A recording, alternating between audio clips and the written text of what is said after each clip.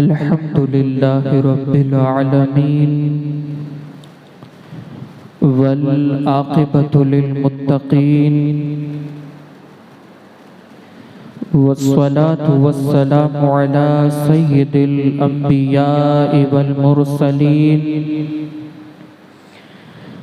व अला आलिहि व अस्हाबिहि तय्यिबीन अत्ताहिरीन। अम्मा बाद फ़अऊज़ु बिल्लाहि मिनश शैतानिर रजीम। बिस्मिल्लाहिर रहमानिर रहीम। वमा खलक़तुल जिन्न वल इंसा इल्ला लियअबुदून।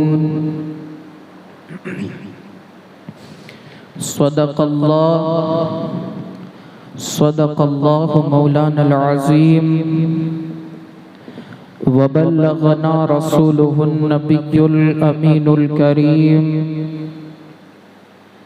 व नहनु अला ज़ालिका लमिनश शाहिदीन वश्शाकिरीन वल्हम्दुलिल्लाहि रब्बिल आलमीन। हाज़िरीन मस्जिद व सामीईन मोहतरम, अस्सलामु अलैकुम व रहमतुल्लाहि व बरकातुहू। आइए कुछ अर्ज़ व मारूज़ात पेश करने से पहले हम और आप मिलकर इंतहाई अक़ीदत व मोहब्बत में डूबकर अपने और सारी कायनात के मरकज़ अक़ीदत हुज़ूर अहमद मुज्तबा मोहम्मद मुस्तफ़ा अरवाहुना फ़िदा सल्लल्लाहु तआला अलैहि वसल्लम की बारगाह बेकसपना में अपनी ग़ुलामी का सबूत देते हुए जिस तरीक़े से मैं पढ़ा हूँ, मेरे साथ मिलकर बाआवाज़ बुलंद दुरूद व सलाम का हदिया पेश करे। बढ़िया सलातु वस्सलामु अलैका या रसूल अल्लाह। बाआवाज़ बुलंद पढ़िए अस्सलातु वस्सलामु अलैका या हबीब अल्लाह। अस्सलातु वस्सलामु अलैका या नबी अल्लाह व अला आलिका व अस्हाबिका या नूर अल्लाह सल्लल्लाहु तआला अलैका वसल्लम।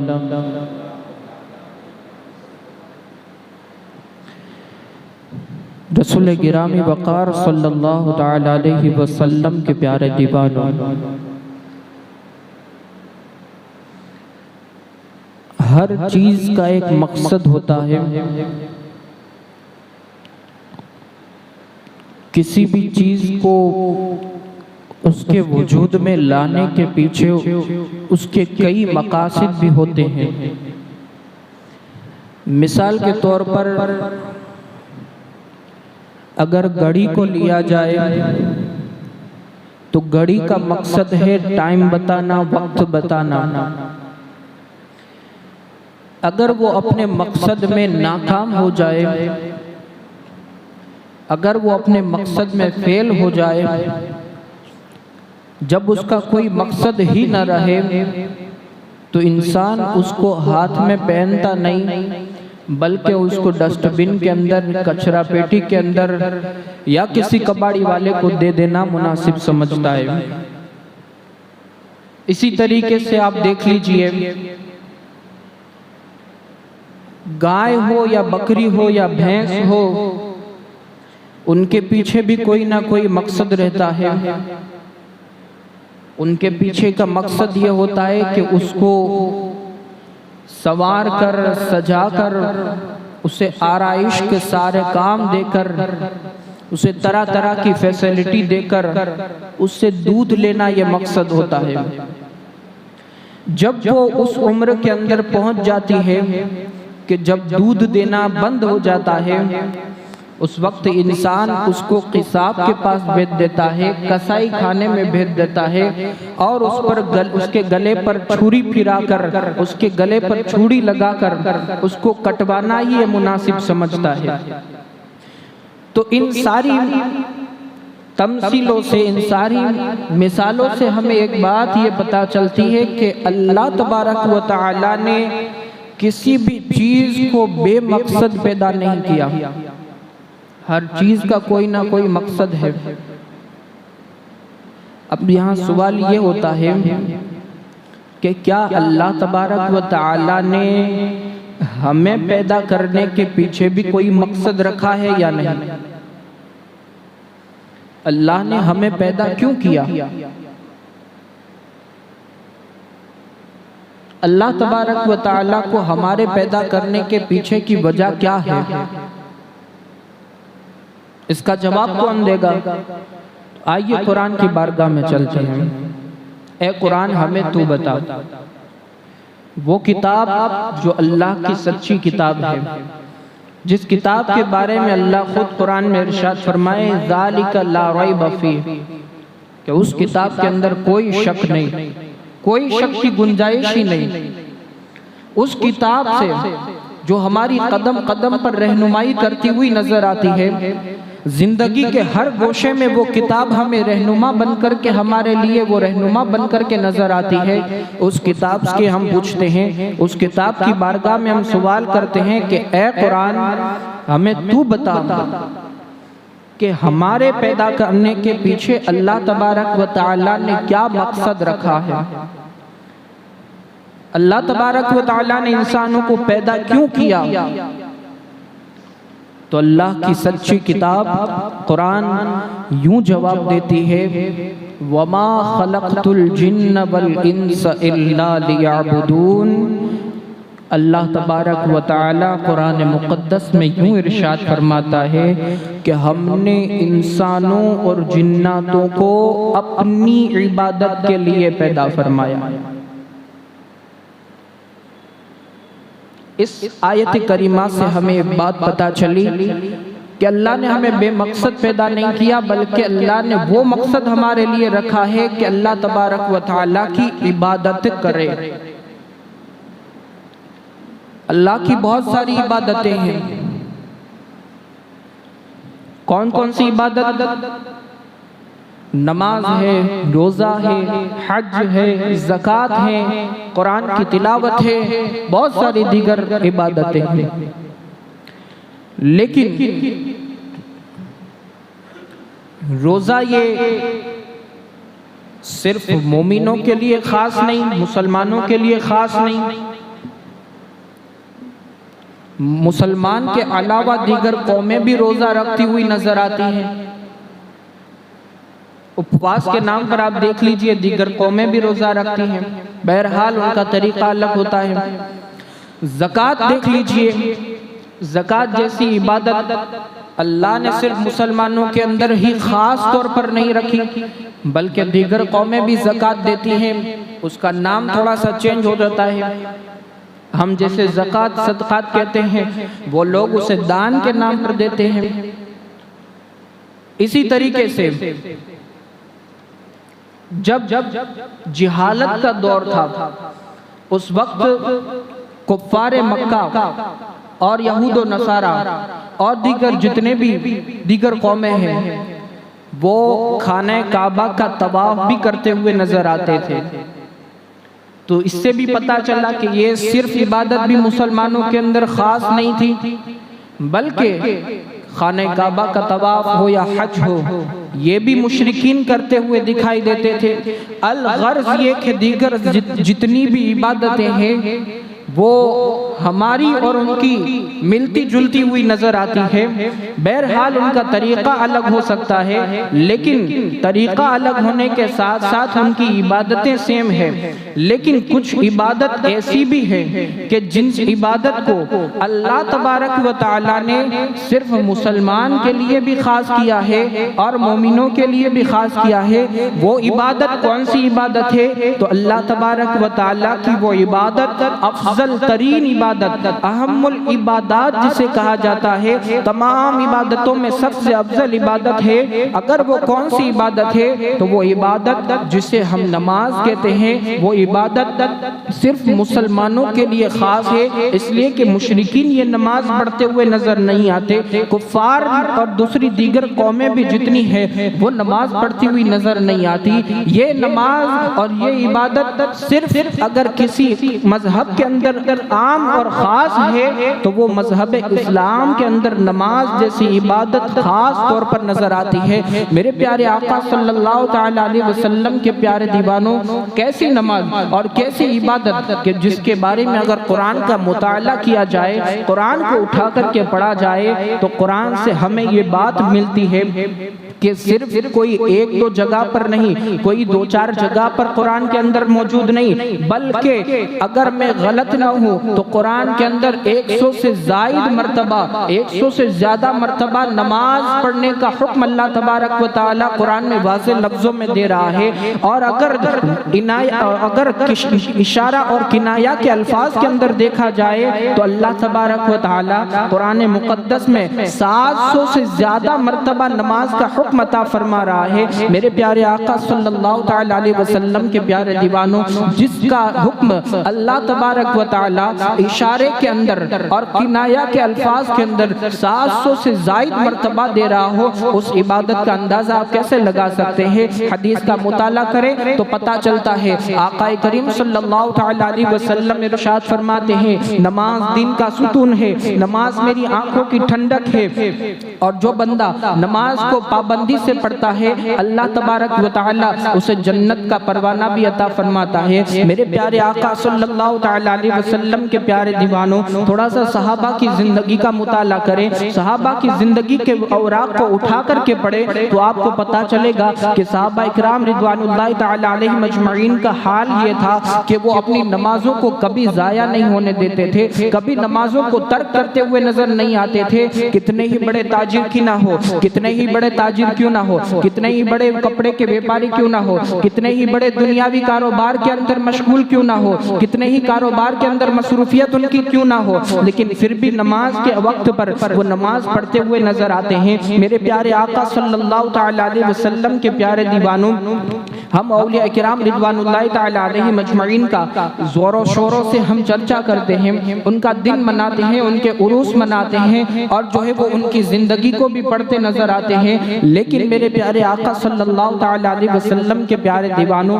कभी हमने उनकी जिंदगी से ये दर्स हासिल नहीं किया कि उन्होंने नमाज की कितनी पाबंदी की है, उन्होंने नमाज की तरफ कितनी रगबत दिलाई है। मेरे प्यारे आका सल्लल्लाहु तआला अलैहि वसल्लम के प्यारे दीवानों, और किसी का जिक्र न करो बल्कि सैयदुश्शुहदा इमाम आली मकाम इमाम आला जद्दही अलैहिस्सलातु वस्सलाम का तज़किरा हम हर साल सुनते हैं, बल्कि 10 दिन सुनते हैं मुहर्रम के अंदर, फिर भी हमारे अंदर कोई तब्दीली नहीं आती कि चिलचिलाती हुई धूप है, जो है वो तपती हुई रेत है और करबला का मैदान है, उस पर भी इमाम आली मकाम आला जद्दही अलैहिस्सलातु वस्सलाम नमाज की पाबंदी करते हुए नजर आते हैं, सजदा अल्लाह तबारक व तआला की बारगाह में करते हुए नजर आते हैं। लेकिन अगर हमारी जिंदगी का जायजा लें और हमारे गिरेबान को उठा करके पढ़े और जो है वो हमारी जिंदगी को देखें, हमारी जिंदगी को झांके, तो पता चलता है कि हम जो है वो फज्र के अंदर अपने बिस्तरों पर सोते हुए नजर आते हैं, जोहर के अंदर हम कारोबार के अंदर नजर आते हैं, असर के अंदर हम कारोबार के अंदर नजर आते हैं, मगरिब के अंदर जो है वो दस्तरखान पर बैठ करके टीवी का रिमोट हाथ में लेकर के हम जो है वो दस्तरखान पर खाते हुए नजर आते हैं, इशा के अंदर हम अपने बिस्तर पर इशा की नमाज को गुजारते हुए नजर आते हैं। इस तरीके से हम अपनी सारी नमाजों को तर्क वितर्क करते हुए नजर आते हैं। मेरे प्यारे आका सल्लल्लाहु तआला अलैहि वसल्लम के प्यारे दीवानों,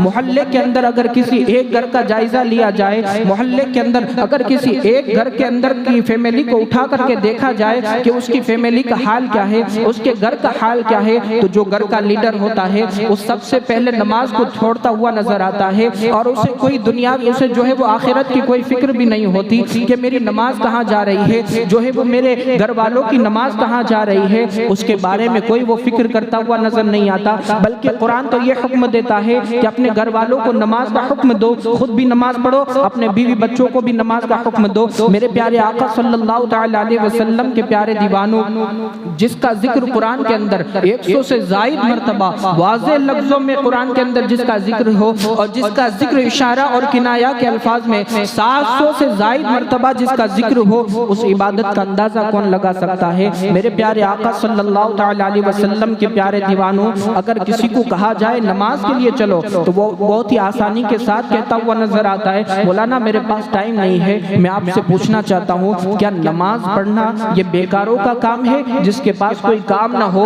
जिसके पास फुर्सत ही फुर्सत हो, क्या उसका काम है नमाज पढ़ना? अगर तू ऐसा समझता है तो जो है वो बहुत बड़ी तुम्हारी गलत फहमी है। मेरे प्यारे आका सल्लल्लाहु तआला अलैहि वसल्लम के प्यारे दीवानों, रसूल पाक सल्लल्लाहु तआला अलैहि वसल्लम की जिंदगी को उठा करके पढ़े। कितने बड़े ताजिर हैं, इनके पास क्या कोई काम नहीं था? क्या उनके पास बहुत सारे मसाइल नहीं थे? बहुत सारे लोगों के मसले भी हल करने हैं, बहुत सारे लोगों को दीन की तरफ दावत भी देना है, बहुत सारे लोगों के मसाइल को भी सोल्व करना है, जो है वो जिहाद के लिए लश्कर को भी रवाना करना है, अपने घर का कारोबार को भी देखना है, अपने घर को भी देखना है, और जो है वो सहाबा इकराम को भी अपने पास बिठा करके दीन की तबलीग देना है, दीन की तालीम देना है, तलबा को भी पढ़ाना है, इल्म दीन भी सिखाना है, और इसके अलावा रात भर जग जग करके नफली नमाजें भी पढ़नी है। क्या तुम रसूल पाक सल्लल्लाहु तआला अलैहि वसल्लम की जिंदगी को ऐसे ही समझ रहे हो? क्या उनके पास फुर्सत ही फुर्सत थी? नहीं, हमारे पास असल मकसद ये है कि हमारे पास वक्त तो है, लेकिन अल्लाह तबारक व तआला की बारगाह के अंदर सजदा करने के लिए वक्त नहीं है। हमारे पास वक्त हर चीज के लिए है, हमारे पास कारोबार के लिए वक्त है, हमारे पास बीवी बच्चों को घुमाने के लिए वक्त है, हमारे पास जो है वो दुनियावी कारोबार के लिए वक्त है, हमारे पास सोशल मीडिया पर एक्टिव रहने के लिए वक्त है, हमारे पास दुनियावी चीजों के अंदर मसरूफियत के लिए वक्त है। अगर वक्त नहीं है तो अल्लाह तबारक व तआला के अंदर, अल्लाह तबारक व तआला की बारगाह के अंदर सजदा करने के लिए वक्त नहीं है। मेरे प्यारे आका सल्लल्लाहु तआला अलैहि वसल्लम के प्यारे दीवानों, अगर आप ये समझ रहे हैं कि अल्लाह तबारक व तआला की बारगाह के अंदर सजदा नहीं करेंगे तो जो है वो आप कामयाब हो जाएंगे, अब जो है वो फलाए दारैन हासिल कर लेंगे। मेरे प्यारे आका सल्लल्लाहु तआला अलैहि वसल्लम के प्यारे दीवानों, ये आपकी बहुत बड़ी गलतफहमी है। जिसने अल्लाह तबारक व तआला से मुंह मोड़ा है, उसकी जिंदगी को उठा करके पढ़ लीजिए, चाहे वो नमरूद हो, चाहे वो फिरौन हो, चाहे वो हामान हो, चाहे वो कारून हो, चाहे वो वक्त का अबू जहल ही क्यों ना हो, उसकी जिंदगी को उठा करके पढ़ लीजिए। जिनकी बॉडियों को म्यूजियम के अंदर रखा गया है, जिनने अल्लाह के गजब को दावत दिया है, फिर उनका हाल ये हुआ कि वो जहन्नम की वादियों में भटकते हुए नजर आते हैं, जहन्नम के शोलों में जलते हुए नजर आते हैं। क्या हमने अल्लाह के गजब को दावत देना शुरू कर दिया है? क्या हमने अल्लाह के गजब को दावत देना जो है वो आम कर दिया है? क्या अल्लाह तबारक व तआला के गजब को दावत देना हमने जो है वो अपनी जिंदगी का मकसद बना लिया है? मेरे प्यारे आका सल्लल्लाहु तआला अलैहि वसल्लम के प्यारे दीवानों, अगर आप ये समझते हैं कि अल्लाह तबारक व तआला हमें कामयाबी दे रहा है, हम अल्लाह तबारक व तआला के घर को आबाद ना करें, अल्लाह तबारक व तआला की बारगाह के अंदर सजदा ना करें, आपके पास अगर थोड़ा सा माल आ गया, आपके पास थोड़ा सा पैसा आ गया, फौरन ही आप मस्जिद से भागते हुए नजर आते हैं। अगर मैं गलत ना हूँ तो आप जुमा ही का जायजा ले दीजिए। जुमा की 2 रकात पढ़ करके इंसान इस तरह भागता है जैसे उसके पीछे कुत्ता पड़ा हो।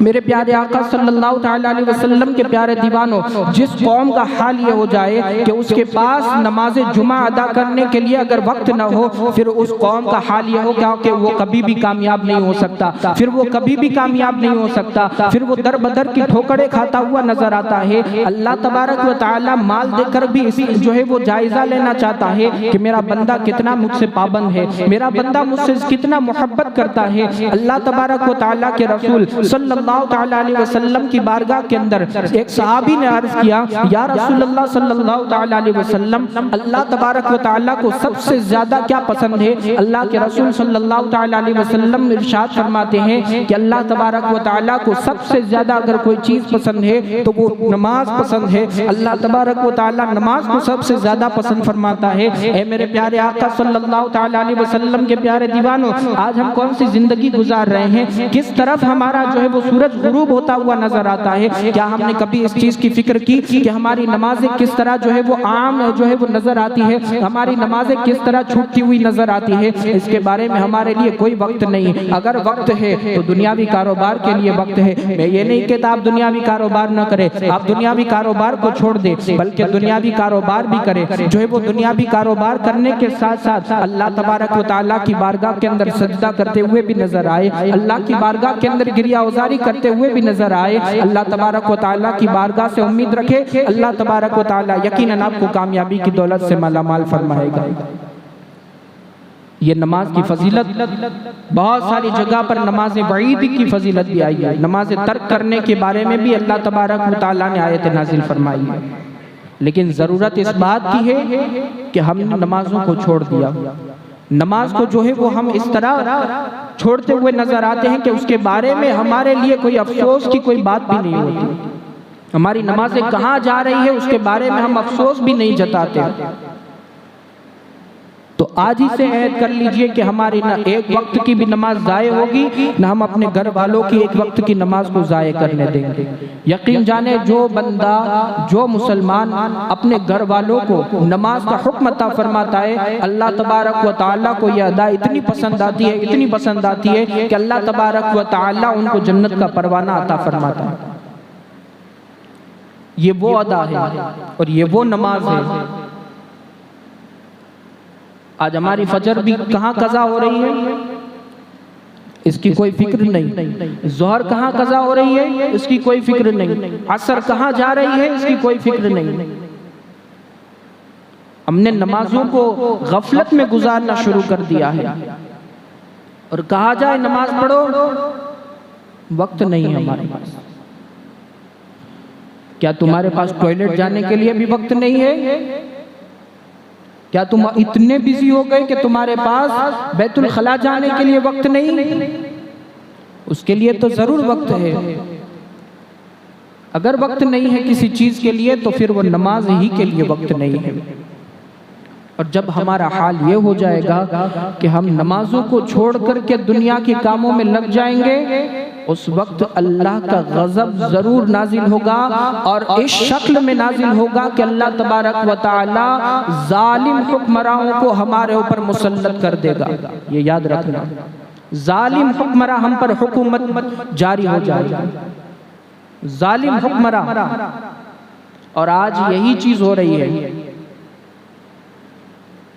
गैब का नबी सल्लल्लाहु अलैहि वसल्लम का फरमान है कि जब बंदा अल्लाह की नाफरमानी शुरू करता है, अल्लाह तबारक व तआला जब उससे बदला लेना चाहता है तो अल्लाह तबारक व तआला उसका माल नहीं लूटता, उसका सुकून नहीं लूटता, उस पर जालिम बादशाह को लाजिम कर लेता है, उस पर जालिम हुक्मरां को मुसल्लत कर देता है और वो तहस नहस हो जाता है।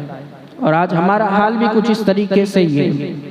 जरूरत है मस्जिदों को आबाद करो, अल्लाह की तरफ पलटो, अल्लाह की इबादत के अंदर लग जाओ। अल्लाह तबारक व तआला यकीनन हमारे हालों पर रहम फरमाएगा। रब्बे कदीर की बारगाह के अंदर दुआए, मालिक व मौला जो कुछ बयान हुआ उस पर अमल कसीर की तौफीक अता फरमाए। दौरान गुफ्तगू अगर कोई लग़्ज़िश या खामी हो, अल्लाह अपने प्यारे हबीब की नालेन के सदके में उसे मुआफ़ फरमाए। अस्तग़फिरुल्लाह रब्बी मिन कुल्लि ज़ंबि व अतूबु इलैहि व मा अलैना इल्लल बलाग। अस्सलामु अलैकुम व रहमतुल्लाहि व बरकातुहू। तमाम हज़रात खड़े होकर सफ़ों को दुरुस्त कर लें।